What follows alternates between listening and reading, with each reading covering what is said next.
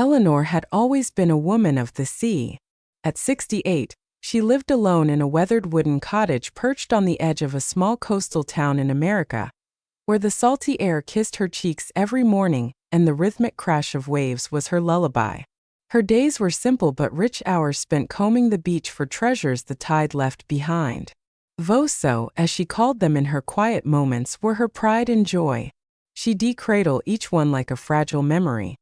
Pearlescent clamshells, spiraled conchs, even the occasional sea glass smoothed by years of tumbling waves. Her hands, wrinkled but steady, would brush off the sand as she added them to the wicker basket she'd carried for decades. To Eleanor, those shells were proof she was still alive, still connected to the wild beauty of the world around her. But lately something felt off. It started small. Her knees would buckle slightly when she knelt to pick up a shell, or her balance would waver as she stood too quickly from her rocking chair on the porch. Her mind, too, seemed to drift like the tide, leaving her grasping for thoughts that slipped away. "It's just age," she'd muttered to herself, brushing it off as she brushed the sand from her finds.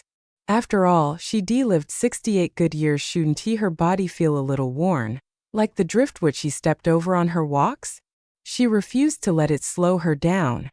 The sea was her sanctuary, and she wasn't about to let a few aches steal that from her. That is, until the day everything nearly came crashing down. It was a crisp afternoon, the kind where the sun hung low and painted the waves with streaks of gold. Eleanor stood on her porch, the wind tugging at her gray braid as she cradled her wicker basket, now brimming with that day's haul, a rare pink scallop shell gleaming at the top. She'd spent hours on the beach, her bare feet sinking into the cold, wet sand, the sound of gulls circling overhead. She felt alive, invincible even, despite the nagging stiffness in her legs. She turned to step back inside, imagining how she'd arrange her new treasures on the mantel next to the old fisherman's lantern her father had left her. When it happened, her foot caught the edge of the porch step, not a big drop, maybe 2 feet to the sandy ground below, but enough to send her world spinning. Her right leg, the one she'd always trusted to carry her across rocky shores, gave out like a snapped fishing line. She lurched forward, her basket tipping, shells scattering like a cascade of forgotten promises. Her arms flailed, grasping for the railing, but her fingers only grazed the splintered wood. For a heartbeat, she saw it all, the crash onto the hard-packed sand, the sharp twist of a bone breaking, the basket rolling away as the tide crept closer to claim it. Her breath hitched, a scream trapped in her throat. But she didn't fall. Not completely. Her left hand snagged the railing at the last second, and she crumpled against the side of the porch, her heart hammering like a storm surge against the shore. The basket thudded to the ground below, spilling its contents across the sand. That pink scallop shell, the one she'd spent half the morning searching for, lay cracked in two, its delicate edges glinting in the fading light. Eleanor sat there, trembling, her legs dangling off the edge of the porch like a child's. The wind howled around her, carrying the faint cry of a gull, but all she could hear was the pounding in her chest. She stared at the broken shell, her broken pride, and felt something shift inside her, a cold, creeping realization she couldn't shake. "What if I hadn't caught myself?" she whispered, her voice swallowed by the sea. "What if next time I don't?" She'd always thought of aging as a slow drift, like the tide pulling back to reveal the shore. But this felt like a riptide, sudden and merciless, dragging her toward something she wasn't ready to face. She pulled herself up, wincing as her knees protested, and gathered what shells she could salvage. The cracked scallop stayed where it was, a silent warning she couldn't bring herself to touch. That night, as she sat in her rocking chair with a cup of chamomile tea growing cold in her hands, Eleanor couldn't stop replaying the moment. The weakness in her legs, the way her balance had betrayed her, the fog in her mind that made her wonder if she'd even locked the door after coming inside. She'd heard the stories, old folks in town who'd taken a fall and never walked the beach again.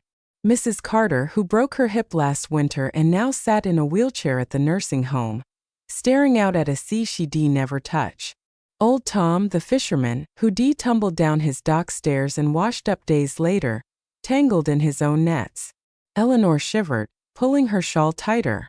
Not me, she told herself. I'm not like them. But the truth gnawed at her like salt corroding wood. She was 68, past the age when the body starts whispering its limits or, in her case, shouting them.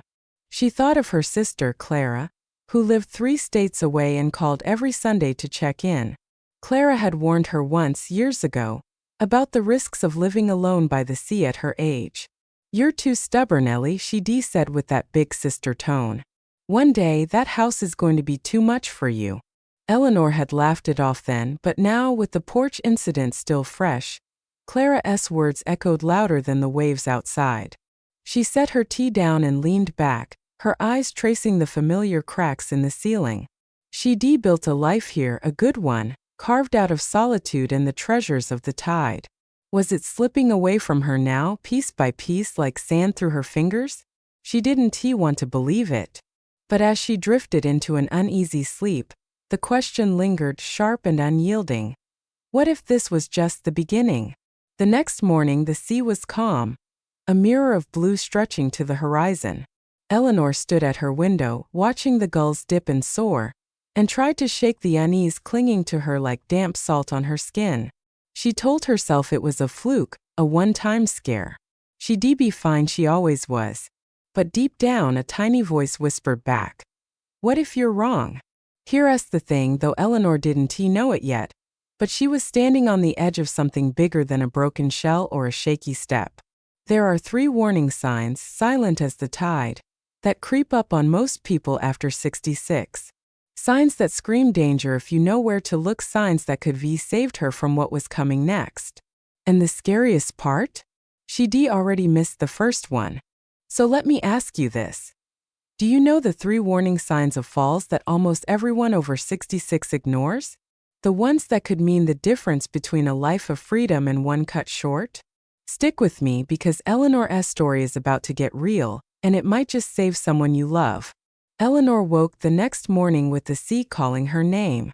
The sun was just peeking over the horizon, casting a soft glow across the wooden floor of her cottage, and for a moment she could almost forget the scare on the porch. Almost.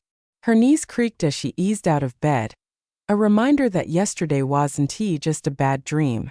She shuffled to the window, her bare feet cold against the planks, and watched the waves roll in steady, predictable, the way she used to feel about her own body. I'm fine, she told herself, her voice a little too loud in the quiet room. Just a slip. Happens to everyone at my age. But as she pulled on her sweater and grabbed her wicker basket, something nagged at her. It wasn't just the near fall, it was the way her legs had felt afterward, like they belonged to someone else. She'd always been strong, hadn't she? Years of trudging through wet sand, climbing the rickety steps from the beach to her porch, hauling buckets of water to rinse her shells. She'd never thought twice about it. Now, though, every step felt like a question. Could she still trust herself? She shook her head, brushing off the doubt like sand from her hands, and headed out. The beach stretched before her, a gray-brown ribbon dotted with seaweed and the morning's offerings. She bent to pick up a small, ridged cockleshell, but her knees groaned in protest. She straightened up too fast, and the world tilted a quick, dizzy lurch that made her grab the basket for balance. "Come on, Ellie," she muttered, forcing a smile. "You're tougher than this." Still, as she walked along the shore, the signs kept piling up like driftwood after a storm. She'd notice it in little things, how her grip on the basket felt weaker, how her steps sank deeper into the sand than they used to. Last week, she'd struggled to carry a bucket of shells up those weathered steps from the beach, the same steps she'd bounded up without a second thought just a year ago. She'd laughed it off then, blaming the wind or the extra weight of wet sand. But now it felt different, personal, like her own body was turning against her. Eleanor paused near a tide pool, the water rippling with tiny crabs scurrying under rocks. She remembered a conversation from months back with Jim, an old friend who worked as a lifeguard down the coast before retiring. They'd been sitting on her porch, sharing a thermos of coffee, when he pointed at her steps and said, "You gotta be careful, Ellie. After 66, it's not just the sea that'll knock you down, it's your own legs." She rolled her eyes, teasing him about turning into a worrywart. But then he gotten serious, his voice low like the rumble of distant thunder. I've seen it too many times. Folks our age lose muscle without even knowing it. 1 in 3 of us over 65 takes a fall every year, did you know that? And half of them never get back up the way they were. She brushed it off then, sipping her coffee and changing the subject to the whale they spotted off the pier that morning. But now, with the memory of her porch stumble still fresh, Jim's words hit harder. Half of them never get back up. She glanced down at her legs, thin-veined, not the sturdy pillars they once been. Was that what was happening to her? Was she losing strength bit by bit without even noticing? The thought clung to her all morning as she wandered the beach. She tried to ignore it, focusing on the shells, the smooth curve of a whelk, the jagged edge of an oyster, but it wouldn't let go. By noon, the wind had picked up, tugging at her scarf and sending sand swirling around her ankles. She decided to head back, her basket half full, her steps slower than usual. The wooden steps loomed ahead, their edges worn smooth by years of salt and wind. She climbed them 1,000 times, but today they looked steeper, almost defiant. She took a deep breath and started up, one hand gripping the rail, the other clutching her basket. The first step was fine, the second a little shaky. By the third, her right leg trembled, then buckled. She pitched forward, her knee slamming into the wood as the basket flew from her hand. Shells rained down onto the sand below, a clatter of white and gray against the brown. She caught herself on the railing, gasping, her heart racing like it had the day before. The basket landed with a thud, tipping over, and a dozen shells spilled out, some cracked, some whole, all scattered like her pride. Eleanor sank onto the step, her breath coming in short, ragged bursts. She stared at the mess below, the broken pieces glinting in the sunlight, and felt a lump rise in her throat. This wasn't just a slip. This was real. Her legs, her strength were failing her. She pressed a hand to her chest, feeling the wild thump of her pulse, and whispered, "What is happening to me?" The wind carried her words away, leaving only the crash of waves in reply. She sat there for what felt like hours, though it was probably just minutes. The sea stretched out before her, endless and indifferent, while the broken shells lay at the foot of the steps like a warning she couldn't ignore. Jim's voice echoed in her mind. Lose muscle without even knowing it. Was that the first sign? The one she missed until it nearly cost her everything? She thought of her porch, her beach, her life, all the things she'd taken for granted. Could she really lose them to something as simple as a fall? For us folks over 60, muscle strength isn't just about lifting buckets or climbing steps, it's about holding on to the life we've built. Studies show that after 65, we lose up to 5% of our muscle mass every decade if we don't fight for it. That's why one slip can turn into a broken hip, a hospital bed, a wheelchair. Eleanor didn't want to believe it, but the evidence was staring her in the face, scattered across the sand. And here's where I need you, yes, you watching this right now. If you're with me this far, drop a 2 in the comments below. Tell me, do you think Eleanor should start fighting back now? Or have you seen this kind of weakness creep up on someone you love?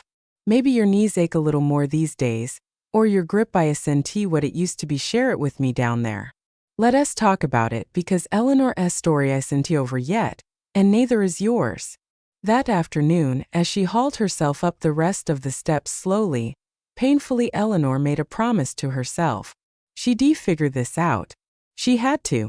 But what she didn't know was that muscle loss was just the first wave crashing in. 2 more signs were lurking beneath the surface, waiting to pull her under. And the next one, it was already tightening its grip. Eleanor didn't sleep much that night. The ache in her knee from the stumble on the steps kept her tossing in her creaky old bed. But it was her mind that wouldn't settle. Every time she closed her eyes, she saw those shells scattered across the sand, her treasures, her strength slipping away. By morning, the sea outside her window was restless, waves crashing harder than usual, and she felt it in her bones. A storm was coming. She pulled her shawl tight around her shoulders and stared at the horizon, gray and blurred. Get a grip, Ellie, she muttered. You're tougher than a few shaky legs. But tough didn't feel like enough anymore.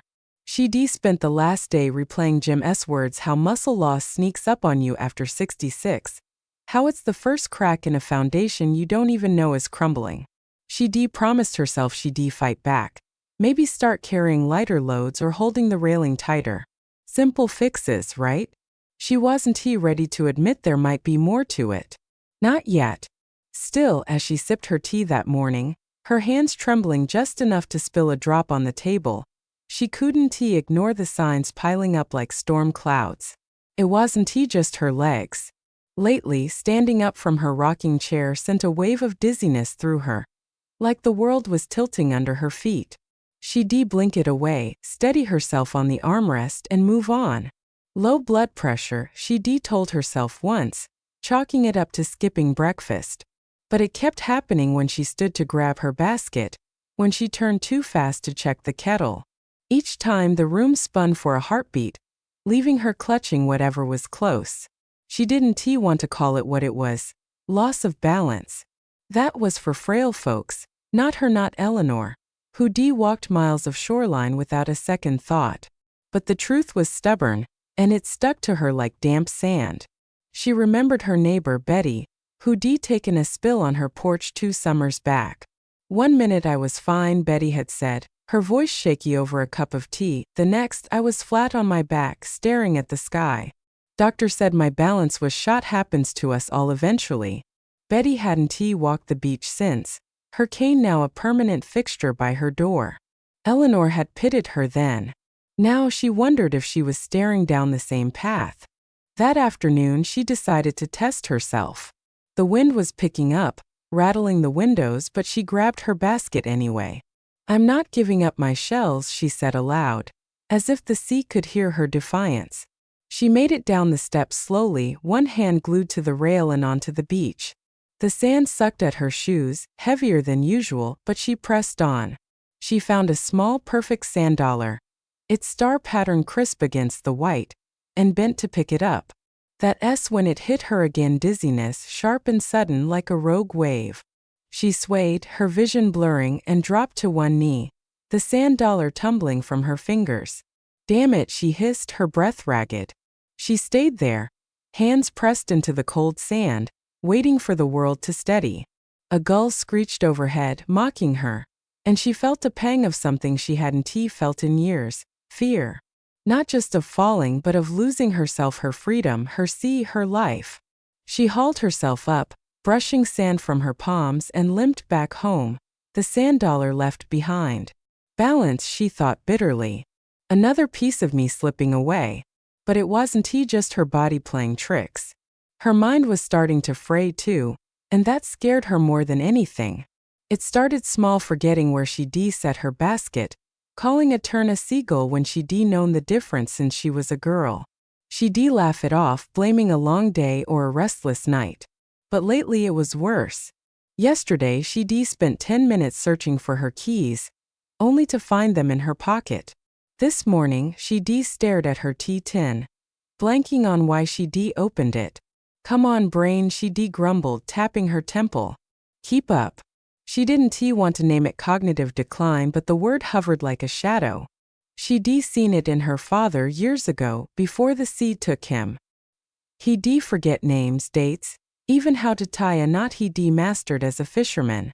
Just tired, he'd say, but it wasn't tiredness that left him staring at the horizon, lost in his own head. Was that her now? Was her mind drifting out with the tide, leaving her stranded? It all came to a head 2 days later. A thick fog rolled in, blanketing the coast in a damp gray shroud. Eleanor couldn't resist. She loved the beach and fog. The way it softened the world, made every shell a surprise. She bundled up, grabbed her basket and headed out, promising herself she'd stay close. The air was heavy, the waves muffled, and she lost herself in the hunt, picking up a clam shell here, a piece of sea glass there. Time slipped away, and so did her bearings. She didn't realize how far she'd gone until she looked up and saw nothing but fog, no cottage, no steps, no familiar rocks. Panic clawed at her chest. She turned, squinting through the mist, but every direction looked the same. Home's that way, she said, pointing left, then right, her voice trembling. She took a step, then stopped. Which way? Her mind scrambled, grasping for landmarks: the driftwood pile, the old buoy, but they were gone, swallowed by the gray.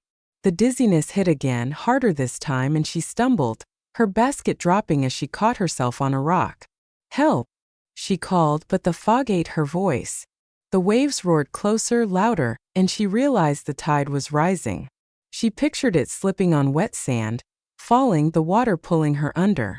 Her heart raced, her breath shallow. She was lost, truly lost, and not just on the beach. Her mind, her balance, they betrayed her, left her stranded in a body she didn't recognize. A shadow moved in the fog, a fisherman, his yellow slicker a beacon. Hey lady, you okay?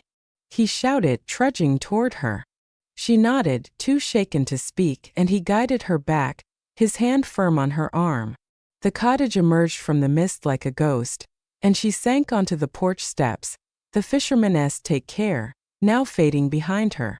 She stared at her basket, half empty, and felt tears sting her eyes. Lost her way. Lost her shells. Lost herself. That night she sat by the window, the fog pressing against the glass. The sea was out there, waiting, but it felt farther away than ever. Studies say it loud and clear: after 66, balance and memory start to slip, doubling your risk of a fall that could end everything. 1 in 3 of us tumbles each year, and for too many it's the beginning of the end. Eleanor saw it now: muscle loss, shaky balance, a foggy mind. 3 warning signs crashing in like waves, and she ignored them all. She pressed her forehead to the cool glass, her breath fogging the pain. I can't keep going like this, she whispered. The storm was here, not just outside, but inside her. And if she didn't find a way to fight it, the next fall might be her last. Eleanor didn't leave the cottage the next morning. The fog had lifted, leaving a clear, crisp day, but she stayed inside, her basket untouched by the door. The sea called, as it always did, but for the first time in years she didn't answer. She sat in her rocking chair, hands folded in her lap, staring at the cracks in the wooden floor. The memory of the beach, the fog, the rising tide, the way her mind and body had failed her clung to her like damp salt. She'd come so close to losing everything, and not just her shells, her independence, her home, herself. I can't do this anymore, she whispered, her voice cracking. She thought of the stories she'd heard around town, folks her age who'd fallen and never bounced back. Betty with her cane. Old Tom tangled in his nets. Was that her future? A shiver ran through her, and she pulled her shawl tighter. No, she wasn't ready to give up, not yet. But what could she do? Her legs were weak, her balance shaky, her mind slipping like sand through her fingers. 3 warning signs crashing in one after the other, and she'd ignored them until they nearly dragged her under. That afternoon her grandson Daniel showed up. He was 22, a lanky kid with a fisherman's tan and a grin that reminded her of her own youth. He'd been stopping by more lately, ever since Clara, his mom, her sister, had told him to keep an eye on Grandma. He knocked twice, then let himself in, carrying a paper bag and a burst of energy that felt foreign in her quiet space. Hey Gran, he said, setting the bag on the table. You look like you've seen a ghost. Everything okay? Eleanor forced a smile, but it didn't reach her eyes. Just tired, Danny, she said, avoiding his gaze. He frowned, pulling up a chair. Mom said you sounded off on the phone last week. And now you're sitting here like the world's ending. What's going on? She hesitated, then let it spill: the porch stumble, the steps, the fog on the beach. Her voice trembled as she admitted, I got lost, Danny. Right out there where I've walked my whole life. I don't know what's happening to me. Daniel listened, his brow furrowing deeper with every word. When she finished, he leaned back, quiet for a moment. Then he reached into the bag and pulled out a small amber bottle. I brought you something, he said, sliding it across the table. It's hemp oil, CBD. I've been reading up on it for a buddy who's got joint pain. They say it's good for folks your age, helps with inflammation, strength, even focus. Thought it might be worth a shot. Eleanor stared at the bottle, her lips pressing into a thin line. Hemp? You mean that marijuana stuff? She asked, her tone sharp. Daniel laughed, shaking his head. No, Gran, it's not like that. It's legal, no hide, just the good parts of the plant.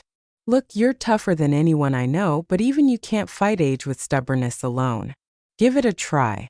What's the worst that could happen? She picked up the bottle, turning it over in her hands. The label was simple, promising relief she wasn't sure she believed in. I don't know, Danny, she said, setting it down. Sounds like a bunch of nonsense to me. But his words stuck tougher than anyone I know. She wanted to believe that was still true. And deep down, she knew she couldn't keep pretending nothing was wrong. That night, alone again, she sat by the window, the bottle in her lap. The sea stretched out under a crescent moon, silver light dancing on the waves. She thought about Daniel's faith in her, about the life she'd built here. Was she really ready to let it slip away? She unscrewed the cap, the earthy scent hitting her nose, and took a drop under her tongue. Here goes nothing, she muttered, half expecting to feel foolish. But Eleanor didn't stop there. She wasn't one for half measures, not when the stakes were this high. The next morning, she dug out an old library book on senior health she'd borrowed years ago and never returned. Flipping through it, she found a section on falls, how muscle loss, balance issues, and foggy thinking triple the risk after 66. She read about hemp, too, how studies showed CBD could reduce inflammation, ease joint pain, even sharpen focus by calming the nervous system. One report said it helped older adults regain strength when paired with exercise. Exercise, she snorted. What's that supposed to look like at my age? Still, she kept reading. Walking, stretching, eating right, small changes that could rebuild what she'd lost. She thought of the beach, her shells, the steps she used to climb without a thought. Maybe, just maybe, she could get that back. She started slow the next day, walking the shoreline at low tide, her pace cautious but steady. The sand tugged at her feet, but she pushed through, feeling her legs wake up, bit by bit. She added a few stretches on the porch, awkward at first, her hands gripping the rail as she raised one leg, then the other. And the hemp? She took it every night, a ritual before bed, the taste growing familiar. Weeks turned into months and something shifted. It wasn't instant, no magic fix, but it was real. The dizziness faded. Her steps grew surer. One morning, she climbed the steps from the beach with a full basket. No tremble in her legs, no spin in her head. She set the shells on the table whole, unbroken, and felt a grin spread across her face. Her mind sharpened too. She remembered where she'd parked her keys, the names of every bird swooping overhead turns, not just seagulls. Daniel noticed it on his next visit, clapping her on the shoulder. Told you, Gran. You're a force of nature. 3 months in, Eleanor stood on her porch at sunrise, the sea calm and endless before her. She held a perfect conch shell, its spiral smooth against her palm, and breathed deep. She'd walked a mile that morning, no stumbles, no fear. She'd even hauled a bucket of water to rinse her finds, her grip steady as the tide. The hemp, the walking, the fish she'd started eating for dinner, it wasn't just about her body. It was about taking her life back, one step, one shell, one clear thought at a time. Science backs it up, falls don't have to be the end. Research shows hemp CBD can cut inflammation by 20% in seniors, boosting muscle recovery when you move. Add in light exercise, walking 30 minutes a day, and you can slash your fall risk by half. Eleanor proved it, not with fancy gadgets or big promises, but with grit and a little help from the sea she loved. She wasn't just surviving anymore, she was thriving. She turned to the horizon, the sun climbing higher, and felt something she hadn't in months. Hope. The waves rolled in steady and strong, and she knew she was too. She'd faced the 3 warning signs: muscle loss, shaky balance, a drifting mind, and beaten them back. Not with luck, but with fight. And that's where her story leaves us with a question for you. What would you do to save someone you love from this? Your mom, your dad, your grandparent, maybe even yourself?